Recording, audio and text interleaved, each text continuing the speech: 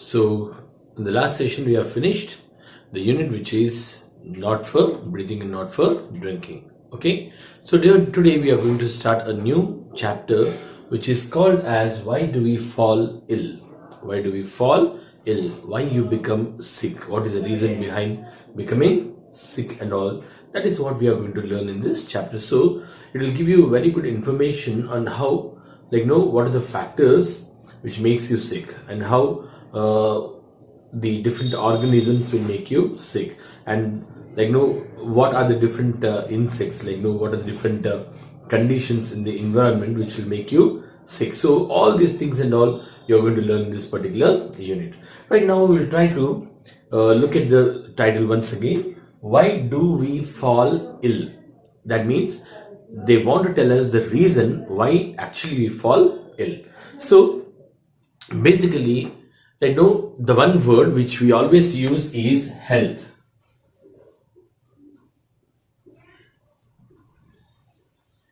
This is a word health which is frequently used by us, right? Isn't it? So why is this particular word used, right? So for example, today you can say that my health is not good. I'm not able to come to school because my health is not good. Okay, so teacher sometimes also uses the same word but in a different way. It is not a healthy attitude. It is not a healthy attitude. So even when you're using my health is not good, or if it's not a healthy attitude, in both of these sentences, what is very clear is the word healthy means it's very good, well-being. Okay, it is really good. So you can say my health is not good, right? So I'm not healthy. I'm not in a good health. So I'm not I'm not doing good, right? I'm not in a well-being state. So well-being is a word which can be replaced with the word called as health. So even when teacher is also telling that your attitude is not healthy attitude, so that means not a very good attitude, not a wealthy, not a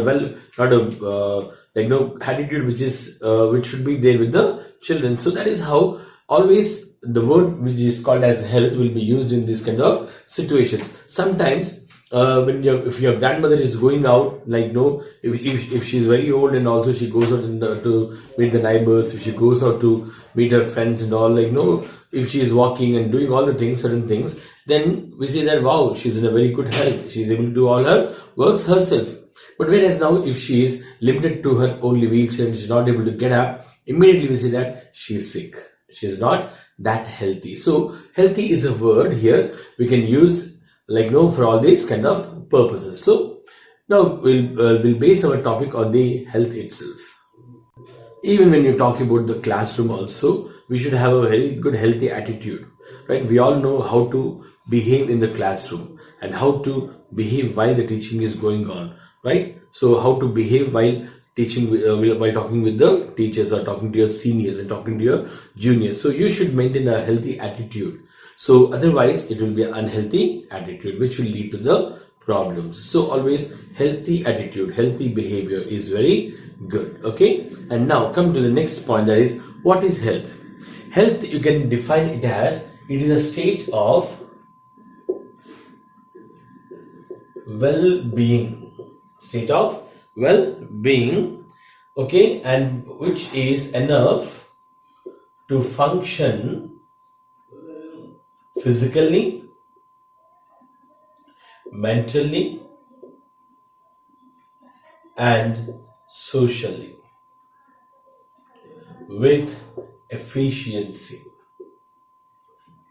Okay, so therefore we can define the health as state of well-being, the state where we are absolutely fine and fantastic and you are enough to function. You are enough to do certain works, right? If it is a physical task, if it is a mental task, or if it is a socially, whatever the things meeting the people, talking to the others, and also all those comes under social activities, right? So physically, mentally, socially strong enough to function, and that too with a very good efficiency. You should be efficient, right? So you should be enough strong to perform all these activities. Then only you can see that you are in a good health. So, and if you are suffering from fever, so are you physically fit?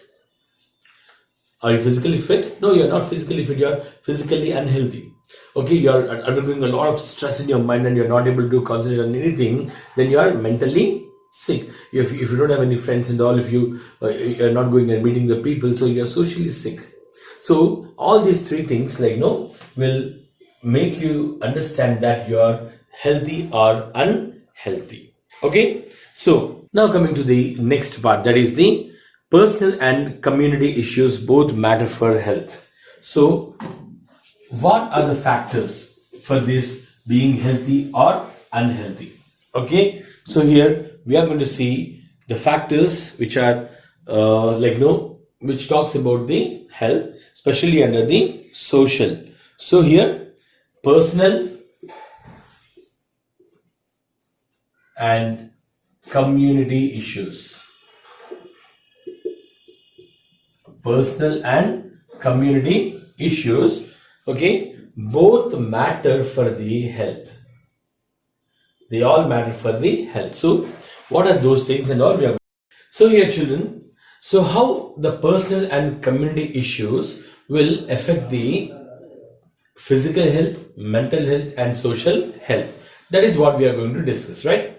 How the personal issues and also the community issues, how it will affect the health of a person, or how it will make him sick. That is what we are going to see now, right? One cannot achieve all the three, that is physical health, mental health and the social health, all these three things on his own. He cannot do it on his own, right? Now, a person's health and individual health of a person will depend upon the environment and also his surroundings. Okay, if the environment is good, if the environment in which he is living is fine, if the surroundings in which he is living is absolutely superb without any problem, then a person can really survive very well. Okay, he can have the physical health and all. But whereas if there is any degradation in the environment, if there is any problem in the environment, if there is any problem in his surroundings, then definitely he will not be that particular healthy.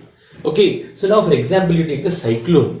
So when the cyclone comes, right, the person will be definitely affected, isn't it? So there will be huge floods and all, and because of the rains, what happens is the physical health of the person will get into a problem. Not only him, but also the community, right? And the people who are living in that particular area also will get into the problem. We are seeing so many issues right now in the newspaper and also in the television channels and all. We are seeing that how the people are affected because of the floods, and also here also we can see that the person's health is definitely affected when there is a kind of cyclone. Okay, not only his physical health but also the social people, the people who are living around him, right? Also they will be affected. Now, just that cyclone is one of the example. Now we'll go to the another example. So just assume you have a lot of you have the red color and the blue color dustbins in your home, right? So what you do in that, you basically collect all the garbage and you put into that box every day, right? Now just try to keep that whole the box and all in your house for at least 10 days. Is it good? No, it smells, it stinks, isn't it? It gives a foul smell. Okay, because all the things which are the organic things and all, they will start degrading, decaying, and all those things will give out a very, very bad smell, and you cannot stay in that particular place. That is what, when you go out from when you go out and when you see the garbage and all, you will just try to close your nose, because of you cannot stay there in that particular surroundings where there is bad smell. So in the same way here, what happens if the garbage collectors doesn't come to your home?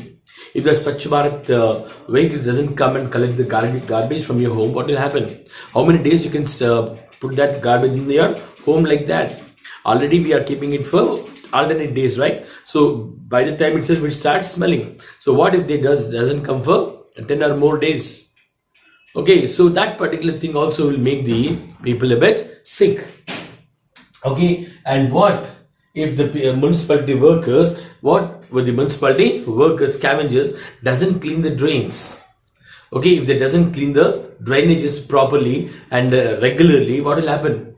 The whole things now they will get stagnated in one particular place. There will be no flow in the water, and as there is no flow in the water, everything will get stuck. So that also will give a problem to the people. Okay, and especially whenever there are floods and a lot of water will be stagnated, right? If the water is not, which is stagnated, if there is not drained out, again we are going to face a lot of problems. So many animals die, that should be removed. Many times, like, you see accidents in your streets and all, so there will be dead animals on the street, so they should be removed. So each and everything, if the social environment is not, if the social environment is not, like, no proper, then definitely what will happen is the our physical health will be degraded, our physical health will also spoil. So it's very easy to say that the public cleanliness, right? The people, like, if they are absolutely clean and all, like then, so you can say that the public cleanliness is